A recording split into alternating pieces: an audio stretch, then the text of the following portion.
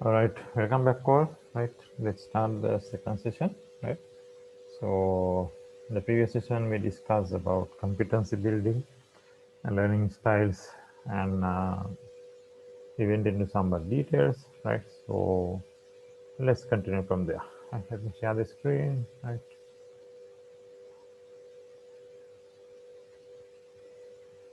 all right. So today let's discuss a few more things which will be important for you when you're building the career in the industry, right? So these are kind of maybe soft skills, but again, we better not right away categorize as soft skills. Anyway, so these things will be important for you as a resource in the industry when you develop in a career to make your career successful. All right. So another point now I'm going to address something called learning, right?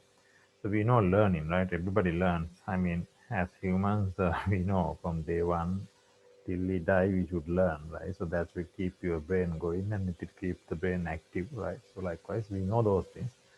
But the problem is now for some people, when this word learning, when they are hearing this word, their itself it becomes boring kind of a thing. Meaning like, oh, we have to learn, and there's no such entertainment, no games. It's all about learning, and so likewise. So that's a kind of a mental issue because I mean, so this is from the your earliest age this thing happening. I mean, as a child, when you go at home, especially our parents does this mistake. I mean, for the kids, they are telling, stop watching TV. You have to learn now, right? You read a book, go and read a book, right? And no games. So you read a book, right? So likewise, so this mentality, that impression, right? So it's totally wrong. So it creates this kind of a phobia for at the children's age itself, right? So this continuing, right? I mean, when this happens at the early age, so those things are storing in our brain. I mean, we know at the early age these brain circuits are developing, so certain things are getting permanent into this circuit. So it affects your lifetime actually. So those are, I mean, brain wiring is a different topic we can discuss later, right? So we should be very careful, right? But and when you become an adult or at the student age or as an intellectual, you should never think learning as a learning. That's what even the note says, right? Learning is not a learning, right? I mean, in the life, everything is a challenge, right? Every moment is a challenge. Now, this the note again I have explained. When you become hungry, right, you should feed something to your body, right? But how you are going to satisfy your hunger also is a challenge, right? It's a challenge. Right? So every moment is a challenge. So take learning also as a challenge. Don't think about something else. It is something specific. No, it's another challenge, right? Right. So when you resolve the challenge, like you are giving foods for your hunger, right? Then it satisfies your stomach and tummy, and then you are feel happy, right? So likewise, if you the thirsty of learning, if you satisfy, if you feed the knowledge, if you find the knowledge, right, and if you build the skills, so ultimately it is for you, right? So you are gaining from it, right? So I mean, when you feed the knowledge to the skills and when you build the competencies, like we learned in yesterday's or before last session. When you build the competence, it is for you. I mean, you are adding value to your career. It's for you, right? Your career is something personal. It's not going to attach to always to the organization or the industry. You may get certain attachment for the industry depending on the technologies that you are using, but again, you must try to keep your career independent of the organization, right?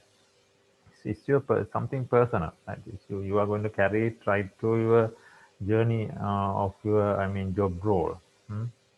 Because if you try to depend your career on a particular for a particular project or a particular job role or particular organization, that also can be issue. Because as far as you are doing that job, your career is safe, right? But the day that you are losing that job or the day that you are losing that project, if that particular project has not added the value for your long-term career, right? I mean, the particular partner that you are dealing with, the technology partner, maybe let's say something like a small technology called Vagrant, or there are small, independent. I mean, there are technologies, there are organizations which is not providing a long-term career partner for you, right? So, if the particular project, the task that you are doing more involved with such a technology which doesn't provide you a long-term career, so that means you have expended certain number of years or certain number of months without adding value to your personal career. Mm. So when you come out from it, can be a problem finding a different job because you have created a vacuum in your continuous career. So therefore, career, try to keep it independent while adding a value to the particular organization, particular project. Try to get the career detached. I mean, always you have to keep the career attached to a vendor or to a technology partner which provides you a long-term career. Okay, let's talk that one in more detail in the next upcoming discussions. We have a separate discussion for that, right? So for the time being, what I was telling, the learning, right? So learning, make it a challenge, right? So then you are always learning. When it is a challenge in the life, you are always learning, right? So keep going. So that's it. So then you get innovate with the knowledge, right? So likewise. Okay. So that's about learning. Then another term is competition, right? So competition, a lot of people are talking about this. I mean, some of are afraid to share knowledge even for your colleague, which is sitting in your next seat in the project environment, right? You are not going to share the full thing, what you know with him because you think that telling everything that you know, right? So will add minus points because you feel like your colleague is a competitor for you, right? These things, it is there in project environment, even within organizations, we are trying to beat each other. But as a whole, that's not going to work, right? That's not going to work. Okay, nowadays, okay, we don't see people faces. We are working from home, everybody, right? So, so anyway, thinking in terms of competition in that way, I'm not going to teach other person because I might lose the knowledge over him. That's not going to work. So, what actually should happen? You should teach everything that you know to the other person. So that's why in the note I have highlighted here something called self-reflection. This one, self-reflection, right? So self-reflecting means you are teaching what you know to the other person. So what will happen? There are two things happening. On one hand, as a person, you gain confidence because to teach someone, first you have the confidence. No? You should understand it thoroughly. I mean, just understanding is one thing, but understanding to teach somebody else is another thing. There are two different things. Those are total two different things, right? So if you have understood certain concept or certain knowledge or a theory, and again, if you are capable of teaching it to someone, which he also will be able to understand what you are telling, then that's a great thing. So try to share everything what you know to your colleague or to your friends or whatever, right? So for me, from the day one means from the starting of my career in 1999, I am teaching everything that I am known to everyone. That is my style, right? So I have nothing I have lost. I have gained a lot from it, right? I can share you many experiences, right? So, but you should do one thing in the meantime, right? This technology is a continuous changing thing. No? The technology that you know today, tomorrow it is going to be a new one. So as a person, what you should do while you're teaching everything to the other one, you should keep adapting new technologies. That means last session we explained innovating. You should continuously innovate. You should continuously innovate. That means what? Then always you are with the new technology. Now in terms of Oracle, we know Oracle where they were, right? The organization formed in 1977, 19. Now is more than half a decade, right? Not half a decade, almost near 50 years, right? So more than so. Yeah, so the day that they started and what happened in between, and after 90s, what happened, and where are they now, right? So, in terms of technology, right, they have innovated a lot. But as a resource, now let's say, for example, me, take me as example. I started my career in 1999. When I was starting Oracle, I know about Oracle as a database. Right? We knew Oracle database was the number one database in the world. This is I am talking about 1999, 2000, 2003, 2004. Right? Like we knew Oracle as a database vendor. Right? By those days, it was database was very popular because they didn't have these what they are having now. But now, is the database? No. Now they have become a total solution provider. Look at the innovation. Look at the technology change. But as a person, look at me. As a person, if I started in database, so still if I am working with Oracle only with database technology, right?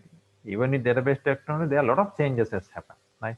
Now they are going to, and autonomous database is there, right? And multi-tenancy is there. A lot of new things has been arrived to the market. So without adapting, if I stay in the old traditional database architecture, talking about backup and recovery, RMAN, archive looks and all, so then I mean, I have been kicked out from the market by now. So that's why. So you need to adapt the latest from your. I mean, now Oracle is one of my career partners, a long-term technology partner, because they will give me a my lifetime career. Now it's almost 20. Still, I am having enough thing to learn with Oracle, and they keep on innovating. So as a person, also I am keep on innovating with them. So that's why you need to yourself first keep adapting the new technology. In the meantime, teach them to others. Self-reflect. So that way, both parties will benefit. You are wiping off the competition because there's nothing to compete. Right? There's nothing to compete. Because you are aware of the latest in the given technology, right? Because we can't be masters in every technology, right? So if you are a master in Terraform, yes, you should know the latest on Terraform. That means any place you are willing to take the challenge, you are a professional. If you are master on, let's say, Kubernetes, yes, then you should be a master. So any challenges, even latest, you should know that. Right? So that is what I'm telling. Be always continuously innovate with the technology as a product champion that you are mastering, then share it to others. So then you are wiping out the competition. And another thing, you are building something called USP. USP is unique selling proposition. Everybody will have a USP index in the industry. What is a USP index? That is where are you among the others in the industry. Now, let's say we have 100 Oracle professionals in Sri Lanka, just a sample. But out of 100 Oracle professionals, not everybody is capable of tuning a query from end to end. End to end means, right? Now, if somebody asks to tune a query, most of them will ask about what? AWR report, right? So that is a crazy thing, no, right? Because AWR report, how many of you can understand AWR report? And it's a time wasting, right? But I mean, only out of 100, only few will tell, no, before going to AWR, we will go for ASS report. Let's take a look at the active session history. Let's take a look at the ADDM, right? So prior to going to AWR, if those things are not working, still if it is too complex, if it is not, we can't resolve, then we will take a look at the overall thing using AWR. So that's the approach one should take. But out of the 100 professionals, only 5 or 10 will take that approach. So that's why those 5 or 10 people are having a higher USP index, right? Higher USP index than the rest of the 90 people because they are taking the right approach, optimal approach. So your USP, right? So like there are a lot of things to discuss, but let's not go for more detail at the moment. So later in time to time, let's discuss. If you have any requirement for those discussion, just indicate on the comment section in the under the video in YouTube. So then we can continue and discuss further. Okay. Right. Yeah, this is about that. So I'll share this note in the channel, and I have already started repository in GitHub. So I'll be sharing all of these things in GitHub repo, so you can refer. No problem. Right. Okay. Then I'm going to minimize and let's go to the next step. So next step, yesterday I discussed this one. Okay, before coming to that, let's go here. Right, so there are another few more things to address. Right, so this one, emotional intelligence and all, let's not go in detail. Managing time management. So now why I am telling all of those things, because you should have a motivation to learn Oracle first, right?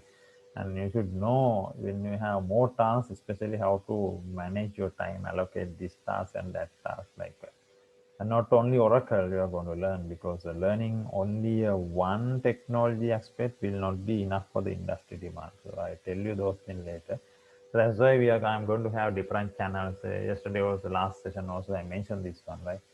I'm going to have a separate channel for DevOps, separate channel for microservices, separate channel for cloud. So in each and every channel, you can learn those tracks separately. Most demanding track in the current industry, right? Okay, so what is time management method? This is how you should manage your time, right? So in here, you can see 4 quadrants: quadrant 1, quadrant 2, quadrant 3, quadrant 4. And we have urgent, not urgent, important, not important. Now, if you take a look at it, quadrant 1, it says everything is urgent and important.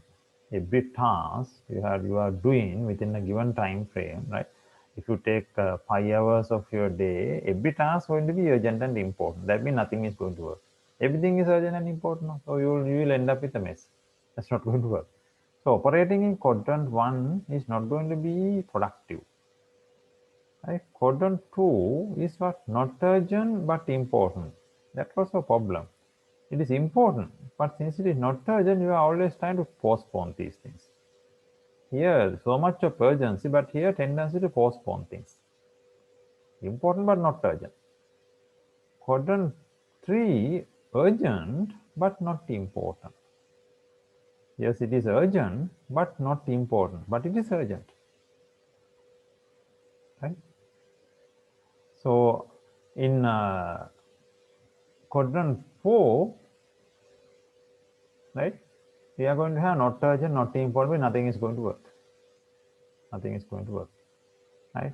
So our choice should be between quadrant 3 and quadrant 2. So you can see, always try to operate in quadrant 2. So what's the problem in quadrant 3? Right now, earlier I explained quadrant 2, not urgent, important. But even though it is important, it is not urgent, so you might skip doing it. But on the other hand, it's better than this, and it's better than this as well. This is everything is important means you are going to create a mess, as I said there. Nothing is going to work. Here, nothing is going to work because nothing important, right? No urgent. So out of both, this one is better, right? But here, urgent, but not important. So therefore, even though it is urgent, since it is not important, right? Since it is not important, you might keep postponing things. Urgent, but not important. Urgent, not important. Not urgent, not important. So even the task is trying to prioritize is not important. So therefore, out of all four, highly recommended to operate in this quadrant, right? Quadrant. So in the previous explanation, I said for this one, not urgent, but important, right? So somebody can, like I explained earlier, somebody can say, even though it is important, but not urgent, right? But this is important on the other hand, right? You can say not urgent, but it is important. Yeah? So not urgent, no, it is important, no, so we have to do it. Not urgent, no, it is important, we have to do it. So that is how. So try to operate in this quadrant. Try to make your tasks not urgent so that you can plan them well, right? Organize them well, make it important. Not urgent, therefore you will plan the tasks well, arrange them well, maybe going into subtasks and all, like vision and mission we are defining with objectives, right? Mission we have defined with objectives, so likewise. and it is important, so you will always do it. So always try to operate in this quadrant in terms of time management, right? So if you are planning to do 3 or 4 tasks uh, from 9 a.m. to 12, right? So you can arrange them, what is important, what is not urgent, and likewise you can arrange them and prioritize them, and you can give priority over urgent. So likewise, right? So just go through this one. This will help you to manage your time. Okay. There's another concept called work in the current moment, which is a little bit deep concept. That means work in now always. That I'll tell you later, but for the time being, you can use that, operate in that quadrant too, not urgent, important. So that is about time management, right? Okay, I think that is also clear, right? So this is about USP. I just mentioned unique selling proposition, right? So I just mentioned how to build your. I told you winning song is this. So, but just Google it. That I'm not going to explain again. This one unique selling song. You should have a higher USP index that I mentioned earlier, right? Okay. So I think we have almost come to the end of this. The last thing, this one. Yesterday I told you we need to have a deep explanation on this. So what is this? Let me just make it smaller a bit. I'll make it smaller. Okay, now it's much clearer for you, right?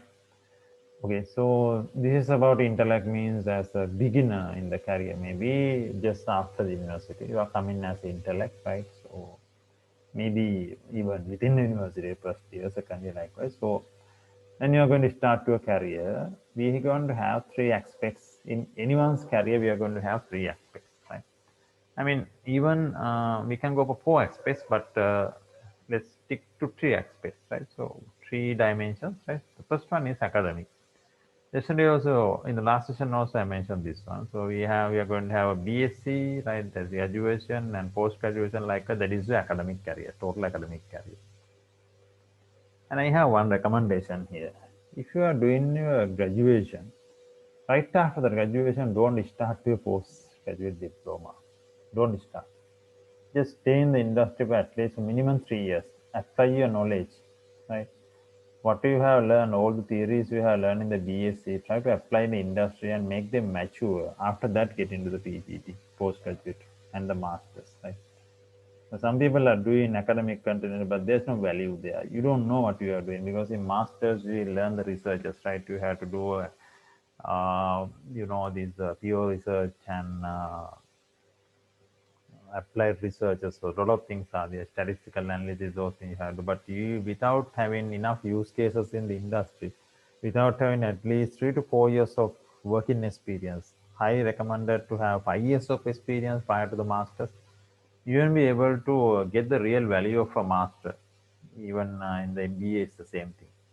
Just get some industrial exposure, then only you will be able to apply it, right? Then you only you're able to stand your title, I'm a master, I'm a master holder, right? Master degree holder, like that, right? So that's the one of the recommendations. So MPhil and PhD we have, right? So that's okay. So if you want to continue your career in academic track, right?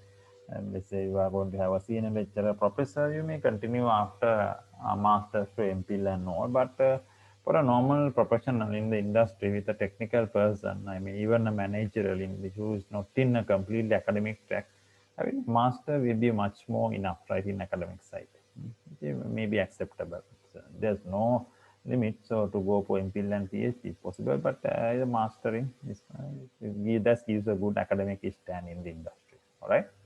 Right. Then coming to the industry. Now, what are these? Long-term industrial partner, total solution provider. So I mentioned this one earlier also. So when you come to the industry, what is industry? It's set of technologies. That's the industries, right?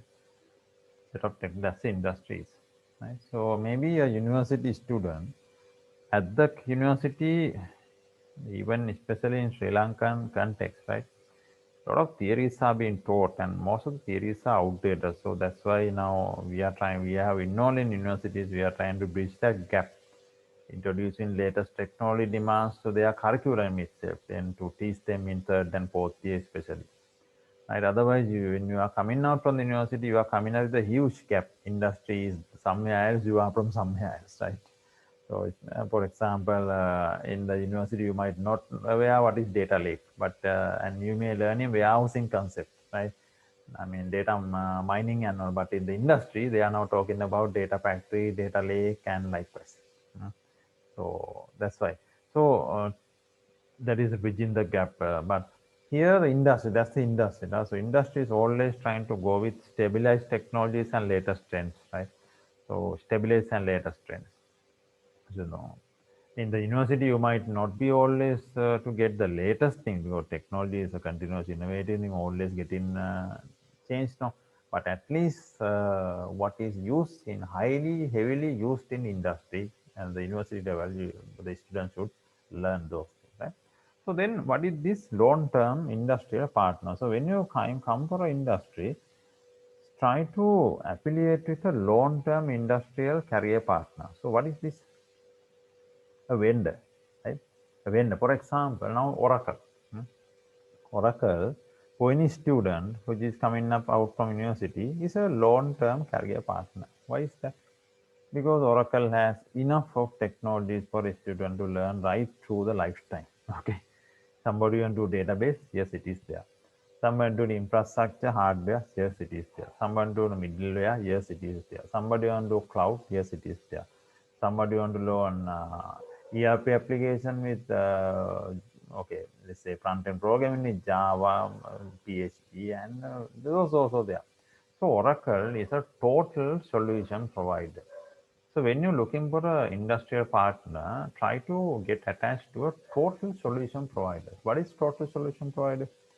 A total solution provider is something like this. Now, okay, let's say for example, you want to build a software solution, right? So you are trying to solve a problem, right? Let's say as a IT profession, you want to introduce a solution for a customer. The customer is currently running a manual work, right? So because he has some, let's say, he has some, okay, let's say a person who run a bookshop, right? A bookshop, he has some bookshops distributed on few cities, right? So now he want to do automation. I mean, linking all the bookshops together, and he want to have a post data entry system and to manage these sales and all items and everything, likewise. So currently he's doing manual. So you are IT professional, they consult you to give a solution. So now that means you are trying to automate, right? So they have the information systems at the moment, everything manually, right? So book information system, right? It's a manual thing. So you need to automate this. So that means you want to use the operationalize, right? You using information technology, you have to operationalize this thing and automate it and build a solution. That is what you are going to do, right? So when you try to build this solution, there are requirements, no? So you can't just build a solution like that. What are requirements? You're going to have a, especially to run this software, you are going to have a hardware. You need to have a machine, server, and you need to have a database to store data. And if it is a web application, nowadays you need to definitely have a web server, middle layer. And to write the program, you need to have a programming language.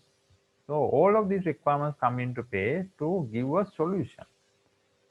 So if a particular vendor can give answers for all of these requirements, language, middle layer, middle tier, backend, infrastructure, so that will become a total solution provider. That particular vendor is a total solution provider.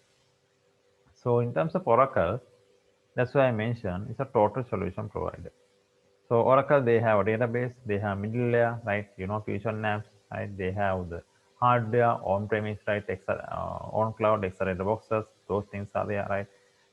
Front-end languages, I mean, even Node.js, Spring Boot, they support all of those things. Java is with them, you know, right? They purchased Java in 2010, right? So Java is with them. So we have the language, right? So all the necessary tools and technologies are with them to provide a total solution.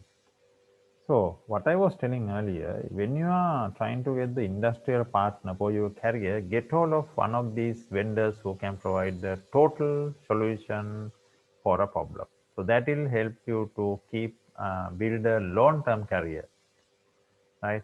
Not only Oracle, we have many, right? Microsoft, same, right? Microsoft, but they don't have their own hardware. That is lacking, right? But yeah, they have now cloud, no, so Azure cloud, they have hardware, but on-premise they don't. But now it's everything is cloud, no. So we have to say yes, they have hardware also, Azure, right? On the cloud, Azure instance is there. Azure instances are there, right? So IBM, right? AWS, we have many, right? Salesforce, there are a lot, right? Lot likewise, do evaluation, right? If you want, if you are a financial guy, just take a look at the annual report and evaluate how profitable also, right? We can take a look at cloud doors, right? Where Oracle is, right, as a cloud vendor, right? So we'll come to that one later. Now Oracle is holding the sixth position in cloud as cloud vendor. I mean, I didn't, 2 years back, Oracle was beyond the top 10. Even Oracle was not in the top 10 list, if I'm not mistaken. But now they have come to sixth position, right? There are six in as a cloud giant because they recently started AWS and more. From the beginning they were in the cloud job, right? They were doing the cloud business from the beginning. And I recently got to know as an influential vendor, Oracle is leading in number 3 in cloud. Let's see that one, right? All right, so that's what I'm telling. So get hold with a long-term career partner. So that will help you to build a better career.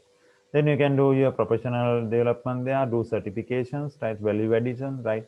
All of these people are giving certifications. Select your track as per your skill set, right? Then build the competencies, do the certification, get the professionalism, and become a subject matter expert, right? And now, of course, rather than telling SME, so we have SRE, right? We have SREs, right? SRE also there. Those are SRE is not so new, but SME is a little bit of old term. We have site reliability engineers, right? Site reliability engineer. Organizations are looking for these positions now, right? And with there's something called pod teams. Look for it in Google. Just take a look at what you mean by that. So try to be a SRE as well, right? And SME. So anyway, what I was telling, get your hold or long-term career partner and do your exams and get certified. Right. So that's the second thing. Academic, industry. What is the first thing? First thing is business domain. Very important. No matter whatever professional you are, if you are not aware of a business domain, one or two business domains, still you may have some issues when you try to derive a solution. What is a business domain? Business domain is something like this. So in Sri Lanka, let me tell you, not only Sri Lanka, why we always take Sri Lanka, look at the international market, right? Look at the international market. So we have telco domain, right? We have apparel sector, we have banking domain. So these are the business domains. Airline industry, there are many. Port, right? There are many business domains. So why I am telling this is a domain, there are some specific domain knowledge there. There are some specific terms that they are using inside that. There are specific business processes within that. And there are specific business models in their enterprise. For example, in telco, they have something called ETOM model, ETOM, right, as an enterprise solution. So when you deploy an enterprise solution for telco, you have to look at the ETOM model, one of the examples. And in banking, they have separate banking enterprise models. So that's why these things are going to take you to a different arena, different area when you're trying to derive a solution. Now, let's say you want to develop a mobile app for a bank. Mobile app for a bank. Now you are going to come up, when you talk to the bank people, they will talk their language. They will say, okay, we want to do a fund transfer, there are something called retail banking, there are something called corporate banking, right? So there's a specific language they talk about. So if you don't understand that one, you will struggle to define the right solution for them or the best fit solution. So that's why this domain is very important. In universities, this is not being taught. But when you get into the industry, try to get this domain knowledge, at least one or two. It all depends, right? I mean, right, as soon as you get into the industry, first and second year, you won't be able to get into the domain knowledge. That is not necessary as well. But especially if you are going beyond 5 years, yes, you must get into the domain knowledge, right? You have to. And there are separate exams. We know these things. No, don't worry about exams, but try to get domain expertise. That is so. If you have all of these three parallelly built, that means you are having a better career. That's what I want to explain. Right? But remember one thing, you can't limit this thing into one technology. So we have to be a T-shape and a U-shape resource. T-shape and U-shape resource. Right? Now Oracle is just only one. Having Oracle is not enough nowadays. You need to have, I mentioned that one earlier in the last session. Now we are going to have, I mean, if you are a database administrator in the future jobs, almost now also, I mean, you may, industry may not post a job role telling Oracle database administrator. Even now you don't have that, right? So you will get something called site reliability engineer or what DevOps engineer, right? Infrastructure automation, right? So likewise, so data scientist, data engineer. So these are innovated different roles. Within that, you have, now when you say data engineer, that includes some part from database, some part from DevOps, some part from automation. So likewise, so just mastering Oracle database won't do, right? So that's why you need to master one or two or three, depending on the number of years you are holding into a career. If you are having 5 years, I mean, currently, if you are a person in the industry having 5 years of experience, you should at least have started your second technology track. That means if you are an Oracle database person, having 5 years experience, you should now at least by now started learning DevOps. What is DevOps? What is infrastructure automation? What is Terraform? Like that. And if you are 10 years, you should have at least three technology, major technology trends involved in your career. And beyond 10 years, you should be a solution provider for an entire enterprise. Then you are deriving enterprise solutions, not just one or two solutions by integrating two or three technology stacks. Beyond 10 years means you should be in a position to derive end-to-end enterprise solutions. All right. Right. Hope it is clear, right? So if you want more explanations with regard to this, you can add to the comments in the channel. Yeah, so let's stop here. I'm going to stop here. So I'm going to meet up with another session very soon, right? So, okay, right. Thank you very much. So if you like the video, put a subscribe and just leave your comments, right? Okay, I'll see you soon in the next session. Okay, thanks. Have a nice day.